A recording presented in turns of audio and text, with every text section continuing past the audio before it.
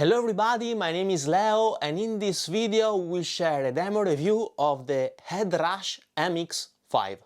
First of all, we will hear the unit in action with a demo song, then we will describe the main characteristics of the unit, also comparing it to similar amp modeling pedalboards, then we will hear more sounds in the more sound section of this video, and finally I will give you my 2 cents. So I hope you enjoy and please don't forget to subscribe and hit the bell, as it would really help me to make more videos like this. Let's start!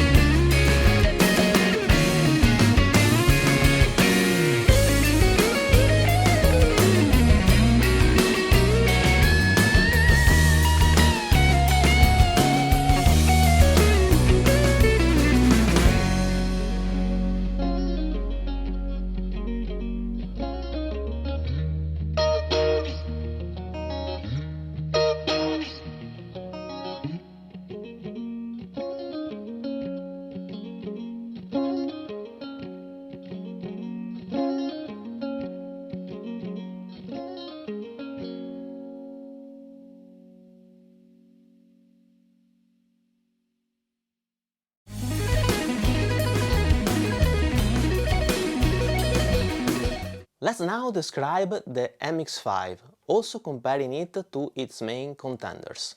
First of all, the form factor. The dimensions are 295 by 150 by 70 mm and it weighs 1.57 kilos. Therefore, in comparison with its main competitors, it is the smallest in terms of length, among the smallest in terms of depth, and it is the taller one. So here the choice of HeadRush, in order to make the device as small as possible, is to make it taller than the other pedalboard. In terms of weight, it is among the lighter, even if the lighter one is the Ampero. In terms of robustness, it feels pretty sturdy, actually among the sturdiest ones. I mean, the build quality seems to be pretty high, even if we need time to verify the robustness of the unit and many tests playing on the road. It has 3 foot switches, so less than all its main competitors, and in line with the NUX MG30. This is a cons versus its main competitors, but it has both MIDI in and out, and therefore you can use external controllers like the Ampero control, that by the way can be used also with the MG30 via USB MIDI. The 3 foot switches can be used to activate or bypass single effects blocks with amps, cabs, impulse responses or effects, as well as select scenes, rigs or setlists. It has a nice 4 inches color screen, and therefore it is second only to the Zoom G6 that has a 4.3 inches color screen, where the Ampero, the NUX MG30 and the G250 are respectively 4 inches and 3.5 inches. It is touch sensitive as the Ampero and the G6. The overall user experience using the MX5 is pretty good. It is exactly the same user interface of the HeadRush Jigboard or Pedalboard, and in my opinion overall better than the one of the G6 and in line with the Ampero. Unfortunately, there is not a computer app available. Now, I think that the HeadRush choice is not to do the computer app as there is the touchscreen available. Well, I would rather prefer the other way around, because for me the computer app is a must-have. I said the same thing also reviewing the Quad Cortex, and more on this topic in my 2 cents section at the end of the video. It offers 46 amps, 15 cabinets with 10 microphone emulations and 63 effects. In terms of mic positioning, the microphone simulation offers the possibility to set if the mic is on axis or not, but you cannot change the mic position or distance, and this is a kind of a bummer in my opinion. You can load 11 blocks of effects in a signal chain, amp and cab included, and it offers 3 types of chains that are serial, parallel with 3 effect blocks before the parallel split and 2 after, or parallel with 2 chains of 4 parallel effects and then 3 serial effects after the parallel split. So in terms of number of amps simulated, I would say that it is an average unit, as it offers more simulation than the 22 amps and cabinets of the Zoom G6 and the 32 amps and 23 cabs of the MG30. On the other hand, it offers less simulations than the ones of the Ampero with 65 amps and 70 cabs, and of the G250 with 70 amps and 32 cabs, and less also than the PodGo with 83 amps. In terms of number of effects, it offers less effects than all the other main competitors, with the exception of the MG30 that has approximately 50 effects. In terms of number of blocks, with its 11 blocks, it is in line with the most advanced unit in this category, that are the MG30 and the PodGo. Where the unit shines is, in my opinion, in terms of complexity of the signal chain. In fact, the only unit that can compete with the MX5 is actually the MG30, as it offers parallel effect routing. It has an IR loader to load up to 300 IRs, and here it overcomes all the other units. You can load IRs up to 2048 sample points. It should have the same converters of the Jigboard and the Pedalboard. In fact, it supports a sampling rate up to 96 kHz at 24-bit, and I was not able to find the dynamic range in order to compare it to other units. If you know, please drop a message in the comment section. Just for reference, the Zoom G6 has 123 dB of dynamic range, the G250 has 100 dB, and the Ampero 120. As regards the looper, each loop has a maximum length of 5 minutes, and the MX5 can hold up to 20 minutes of layered audio at a time. From the user manual, it is not clear if we are talking about stereo loops or mono. You can also load your own WAV or MP3 files to jam along. As far as I understood, it does not have an included drum machine. As regards the looper, therefore, I think it competes with the Zoom G6 that has 45 second stereo looper and a drum machine with 68 drum patterns, and you can expand the looper time using an external SD card that you can insert in the unit using the provided built-in port, with basically unlimited looping time. Let's now have a look at the I/O. Obviously, it has a guitar input, an expression pedal input, a stereo effect loop thanks to its TRS connections. It has balanced stereo output, still thanks to TRS jack, an headphone out, an aux in, MIDI in and out, and USB Type-B port.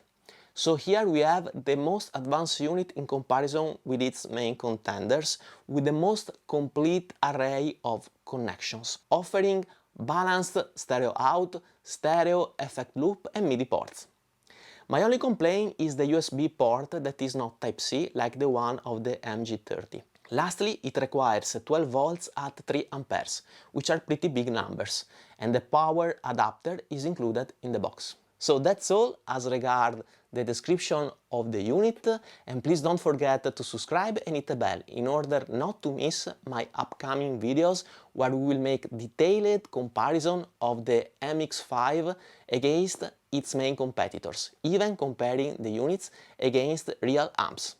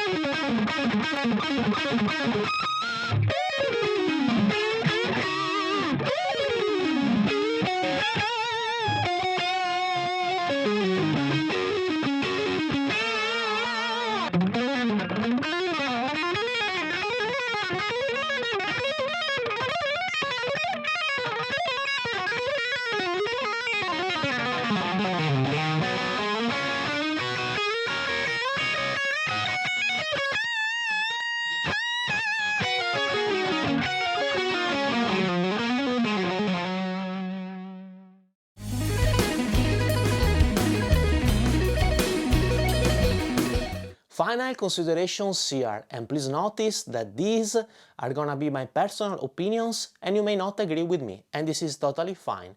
Furthermore, I bought this unit with my own money and I'm not sponsored by HeadRush.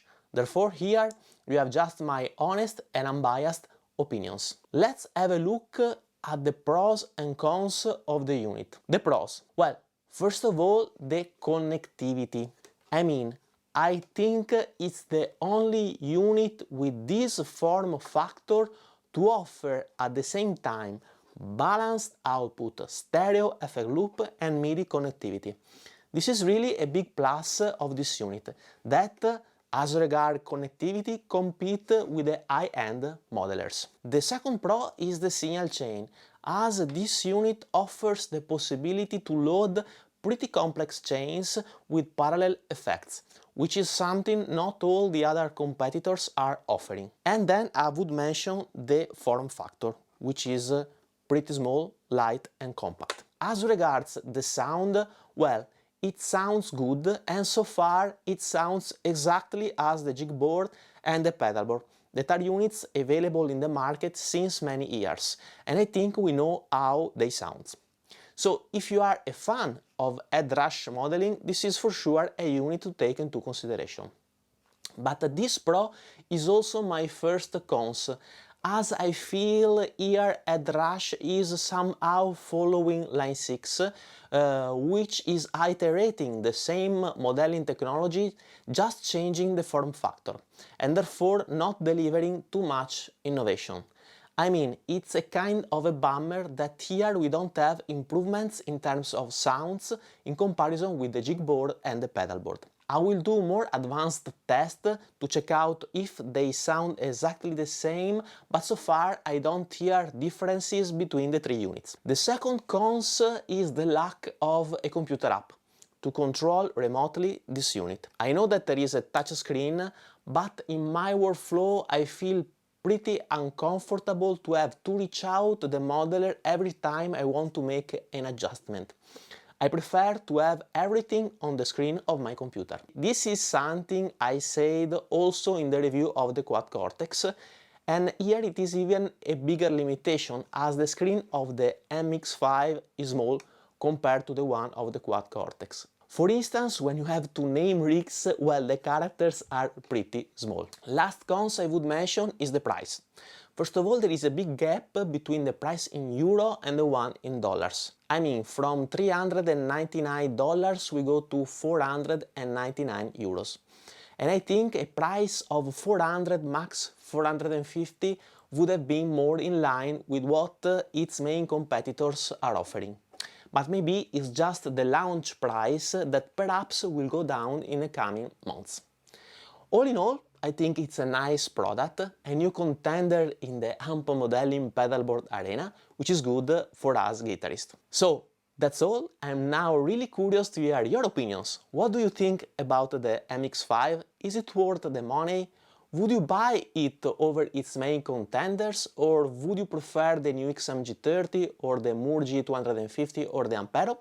Please let me know your precious and valuable opinions in the comment below, and please subscribe if you don't want to miss my upcoming video comparisons between the MX5 versus its main competitors. We have now reached the end of this video. I hope you enjoyed, and if you did it, please subscribe to my channel, hit the notification bell and leave a thumbs up. It would be of a great help. If you're interested in my IRs or in my camper profiles, you can check out the link in the card above or description below, where there is also a link to a playlist of songs of mine. Thank you for watching, see you in the next video. Bye bye.